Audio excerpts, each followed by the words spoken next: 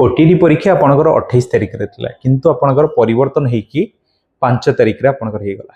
तो जो admit card अपन download करतले से एडमिट कार्ड ही रहइबो कोनोसी मध्ये तार परिवर्तन नाही। आपनकर एग्जाम सीट रो समय जहा थिला से समान भी रहइबो केवल एई रविवार बदलले आपनकर नेक्स्ट रविवार आपनकर हे गला। आपनकर हातर तले केते दिन समय रहिला आपन जदि भाबिबे बे 23 तारिख हेची माने 23 7 आपनकर हला 30 पुनी आपनकर 5 माने 4 दिन आपन पाखर रहिला। आपनकर 11 दिन रहिला तले आपन प्रस्तुति जो भली आपन करिथिले आपन को आउ गोटी अपॉर्चुनिटी मिलला कि आपन निजर प्रस्तुति को आहुरी सेही लेवल लो स्ट्रांग करि परिबे आहुरी भलो भाबरे आपन माने एथर जेमिति क्लियर करि कि भलो मार्क भी मध्ये रखि परिबे। जो माने प्रस्तुति भलो भाबरे करि सारचंदी मॉक टेस्ट देई नांती आपन समस्त कहबे मॉक टेस्ट दबा निहाती दरकार कहिना मॉक आपन जेते देबे सेते आपनकर प्रैक्टिस भलो रहइबो आपनकर मन भितर जो डरटा अछि से डरटा भी मध्ये कमि जिवो आपन टाइम मैनेजमेंट भी मध्ये आपन जानि परिबे।